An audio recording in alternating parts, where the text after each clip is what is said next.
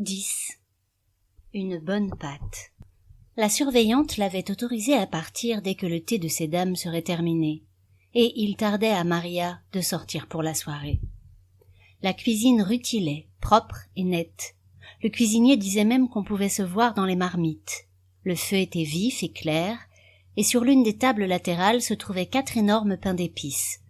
Ces pains d'épices paraissaient n'avoir pas été entamés, mais en s'approchant on pouvait constater qu'ils avaient été découpés en longues et épaisses tranches, et qu'ils étaient prêts à être servis pour le thé. Maria les avait découpés elle-même. Maria était une très petite personne en vérité, mais elle était dotée d'un très long nez et d'un très long menton. Elle avait une voix un peu nasale, toujours très douce. « Oui, ma chère, non, ma chère. » C'était toujours elle qu'on envoyait quand des femmes se querellaient à propos de leur baquet, et elle parvenait toujours à les réconcilier. Un jour, la surveillante lui avait dit « Maria, vous êtes une véritable faiseuse de paix. » Et la sous-surveillante et 2 des dames du comité avaient entendu le compliment. Et Ginger Mooney disait toujours que sans Maria, l'idiote qui s'occupait des fers ne s'en sortirait pas. Tout le monde adorait Maria. Les dames prendraient leur thé à 18h, et ainsi elles pourraient s'en aller avant 19h. De Ballsbridge au Pilar, 20 minutes, puis du Pilar à Drumcondra, 20 minutes, et enfin 20 autres minutes pour faire les emplettes. Elle serait là avant 20h.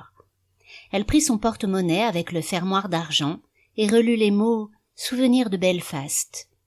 Elle adorait ce porte-monnaie que Joe lui avait rapporté 5 ans auparavant d'une virée à Belfast faite avec Alfie, un lundi de Pentecôte.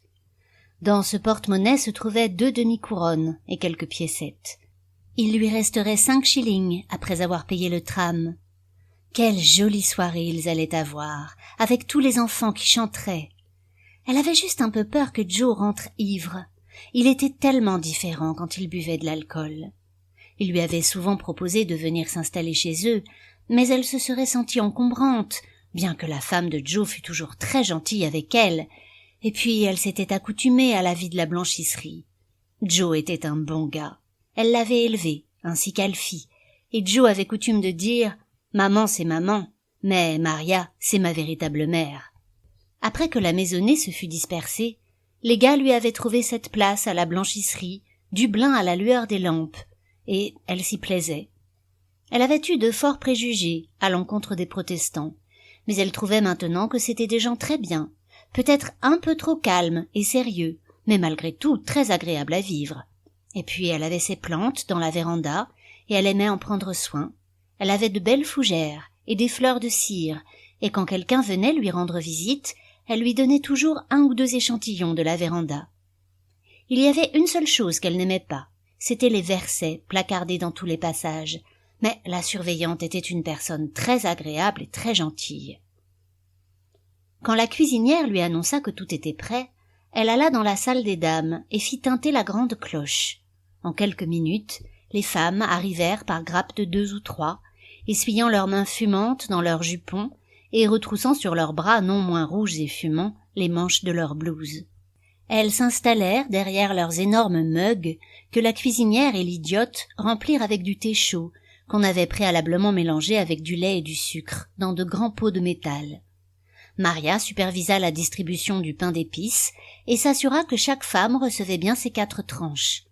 On entendit beaucoup de rires et de plaisanteries durant cette collation. Lizzie Fleming disait que Maria était bonne à marier, et bien que Fleming ait déjà dit la même chose à un très grand nombre de soirées d'Halloween, Maria dut rire et protester et dire qu'elle ne voulait ni bagodois ni homme, et quand elle rit, ses yeux gris verts étincelèrent de timidité vaincue, et le bout de son nez atteignit pratiquement le bout de son menton. Alors Ginger Mooney leva sa tasse de thé et porta un toast à la santé de Maria, tandis que toutes les autres femmes faisaient tinter bruyamment leurs mugs sur la table, et ajouta qu'elle était désolée de ne pas avoir une pinte de bière pour trinquer. Et Maria rit à nouveau, jusqu'à ce que le bout de son nez rencontre le bout de son menton, et jusqu'à ce que son corps minuscule menaçât de se briser à force de secousses, car elle savait ce que Mooney voulait dire, bien sûr. Elle avait toutes les notions d'une femme ordinaire. Mais comme Maria était contente lorsque les femmes eurent fini leur thé et que la cuisinière et l'idiote eurent commencé à débarrasser la table du thé. Elle se rendit dans sa petite chambre et, se souvenant que le lendemain était un jour de messe, elle changea l'heure de son réveil pour la faire passer de 7 heures à 6. Puis elle retira sa jupe de travail et ses chaussons et étala sa plus belle jupe sur le lit avant d'installer ses minuscules souliers de ville au pied du lit. Elle changea également de corsage et tandis qu'elle se tenait debout devant le miroir, elle songea à la manière dont elle s'habillait pour la messe dominicale dans sa jeunesse et elle regarda, avec une drôle d'affection, le petit corps qu'elle avait si souvent orné. Malgré les années, elle trouvait que c'était un joli petit corps, bien net. Quand elle sortit, les rues luisaient de pluie, et elle fut bien contente d'avoir son vieil imperméable brun.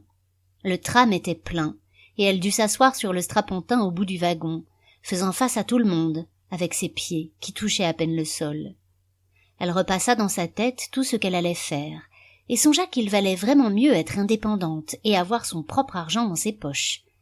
Elle espérait que leur soirée serait bonne, elle en était sûre, mais elle ne pouvait s'empêcher de se dire que c'était bien dommage quand Joe et Alfie ne parlaient pas. Ils se querellaient sans cesse à présent, mais quand ils étaient petits, ils étaient comme les 2 doigts de la main. Mais ainsi va la vie. Elle descendit de son tram à Pilar et se fraya rapidement un chemin parmi la foule. Elle alla à la pâtisserie Downs, mais la boutique était si pleine qu'elle dut attendre un long moment avant qu'on ne s'occupât d'elle.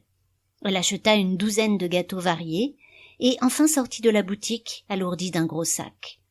Puis elle réfléchit à ce qu'elle pourrait acheter ensuite. Elle voulait quelque chose de vraiment bien. Ils auraient sans doute déjà plein de pommes et de noix. Ce n'était pas facile de savoir quoi acheter, et elle ne put penser à rien de mieux qu'un gâteau. Elle décida de prendre du plum cake, mais celui de Downs manquait de glaçage à l'amande au-dessus, alors elle se rendit dans une boutique d'Henry Street. Là, elle resta longtemps à se décider, et la jeune femme élégante derrière le comptoir, qui était manifestement légèrement agacée par sa lenteur, demanda si elle cherchait un gâteau de mariage. Cela fit rougir Maria, qui sourit à la jeune femme, mais cette dernière demeura très sérieuse et finit par couper une large tranche de plum cake avant de l'emballer et de dire « 2 shillings 4 pence ». Elle pensait devoir rester debout dans le tram de Drumcondra parce qu'aucun des jeunes gens qui étaient là ne sembla faire attention à elle. Mais un vieux gentleman lui offrit sa place. C'était un gentleman corpulent qui portait un chapeau rigide, marron. Il avait une figure rouge et carrée et portait une moustache grise. Maria se dit qu'il ressemblait à un colonel, et elle songea qu'il était beaucoup plus poli que les jeunes garçons qui se contentaient de regarder droit devant eux. Le gentleman entama une conversation avec elle à propos d'Halloween et du temps pluvieux. Il supposait que son sac était plein de bonnes choses pour les enfants, et il ajouta que les enfants avaient bien raison de s'amuser tant qu'ils étaient petits. Maria fut d'accord avec lui, et le gratifia de hochements de tête pleins d'humilité. Il était très courtois avec elle, et quand elle sortit à Canal Bridge, elle le remercia et s'inclina, et il s'inclina en retour, leva son chapeau et sourit agréablement, et tandis qu'elle longeait la balustrade, sa minuscule tête penchée sous la pluie, elle songea qu'il était facile de se lier avec un gentleman, même quand il a bu une goutte. Quand elle arriva à la maison de Joe, tout le monde s'écria « Oh, voilà Maria !» Joe était déjà là, déjà rentré de son travail, et tous les enfants portaient leurs vêtements du dimanche.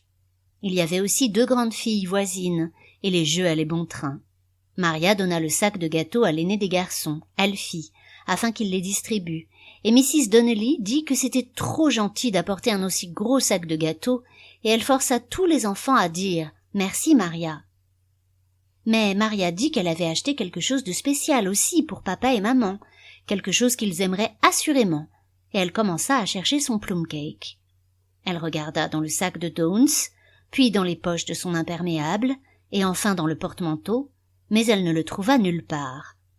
Alors elle demanda à chaque enfant s'il ne l'avait pas mangé, par mégarde bien sûr, et tous les enfants dirent que non, et donnèrent l'impression de ne pas être très contents de manger des gâteaux si c'était pour se faire accuser de vol. Chacun y allait de son explication du mystère, et Mrs. Donnelly dit qu'à tous les coups Maria avait laissé le plum cake dans le tram. Maria, se souvenant de la confusion dans laquelle l'avait plongé le vieux gentleman à la moustache grise, rougit de honte, de vexation et de déception. À la pensée de l'échec de sa petite surprise et des 2 shillings 4 pence qu'elle avait jetés par les fenêtres, elle faillit éclater en larmes. Mais Joe dit que ce n'était pas grave, et la fit asseoir près du feu. Il était très gentil avec elle. Il lui raconta tout ce qui se passait au bureau, et lui rapporta même un bon mot qu'il avait lancé à son manager. Maria ne comprenait pas pourquoi cette fameuse répartie faisait tant rire Joe, mais elle dit que le manager devait être une personne très autoritaire. Joe dit qu'il n'était pas si terrible quand on savait le prendre, et qu'il se comportait correctement pourvu qu'on ne le prenne pas à rebrousse-poil. Mrs. Donnelly joua du piano pour les enfants, et ils dansèrent et chantèrent.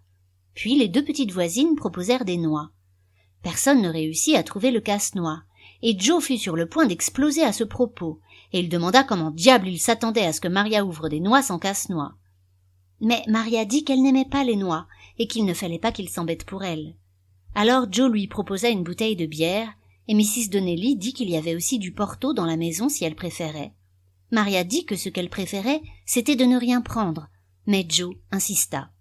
Alors Maria le laissa faire, et ils s'assirent au coin du feu pour parler du bon vieux temps, et Maria pensa qu'elle pourrait essayer de placer un mot en faveur d'Alfie. Mais Joe s'écria que Dieu devrait le foudroyer avant qu'il n'adressât un mot à son frère, et Maria dit qu'elle s'excusait d'avoir abordé le sujet.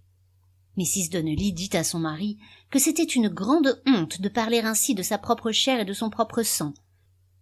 Mais Joe dit qu'Alfie n'était plus son frère et cela faillit tourner à la dispute. Joe dit qu'il ne perdrait pas son calme en ce soir de fête, et il demanda à sa femme d'ouvrir d'autres bouteilles de bière. Les 2 voisines avaient organisé des jeux d'Halloween, et bientôt l'atmosphère redevint joyeuse. Maria était ravie de voir les enfants si heureux, et Joe et sa femme de si belle humeur. Les petites voisines mirent des soucoupes contenant différentes choses sur la table, puis y conduisirent les enfants, yeux bandés. L'un tira au hasard le livre de prière, et les 3 autres eurent de l'eau, et quand l'une des voisines tira l'anneau, Mrs. Donnelly agita son doigt devant la fille rougissante comme pour lui dire « Oh, je connais ça !» Ils insistèrent pour bander les yeux de Maria, et l'amenèrent à la table pour voir ce qu'elle piocherait, et tandis qu'ils attachaient le bandeau, Maria rit et rit encore, à tel point que le bout de son nez en vint presque à toucher le bout de son menton. Ils la conduisirent jusqu'à la table, parmi les rires et les plaisanteries, et elle tendit sa main en l'air comme on le lui demandait. Elle fit errer sa main çà et là, et la fit descendre vers l'une des soucoupes. Elle sentit une substance douce et mouillée avec ses doigts, et fut surprise que personne ne parlât, ni ne lui retirât son bandeau. Il y eut un silence, pendant quelques secondes, puis une grande onde de murmures et de récriminations. Quelqu'un dit quelque chose à propos du jardin, et à la fin Mrs. Donnelly s'adressa très sèchement à l'une des petites voisines et lui demanda de le jeter immédiatement. Ce n'était pas du jeu. Maria comprit que cette fois n'était pas la bonne, et qu'elle devait recommencer. Cette fois, elle eut le livre de prière. Après cela, Mrs. Donnelly joua Mrs. McCloud's Reel pour les enfants, et Joe servit à Maria un verre de vin. Bientôt, ils furent à nouveau tous joyeux, et Mrs. Donnelly dit que Maria entrerait au couvent avant la fin de cette année, à cause du fait qu'elle avait tiré le missel. Maria n'avait jamais vu Joe si gentil avec elle que ce soir-là, si généreux en paroles aimables et en souvenirs. Elle dit qu'ils étaient tous trop bons pour elle. À la fin, les enfants commencèrent à se sentir fatigués et ensommeillés, et Joe demanda à Maria si elle ne chanterait pas une petite chanson avant de partir, une de ses vieilles chansons. Mrs. Donnelly dit « Oh oui, Maria, s'il vous plaît !» Et ainsi Maria dut se lever et se placer debout près du piano. Mrs. Donnelly fit taire les enfants et leur dit d'écouter Maria. Puis elle joua l'introduction et dit « Maintenant, Maria !» Et Maria, rougissant fortement, commença à chanter d'une voix fluette et tremblante. Elle chanta « J'ai rêvé que je vivais » et quand elle arriva au second couplet, elle recommença. J'ai rêvé que je vivais dans les marbres d'un palais, avec des vassaux et des serfs à mes côtés, et pour tous ceux qui étaient assemblés, j'étais l'espoir et la fierté.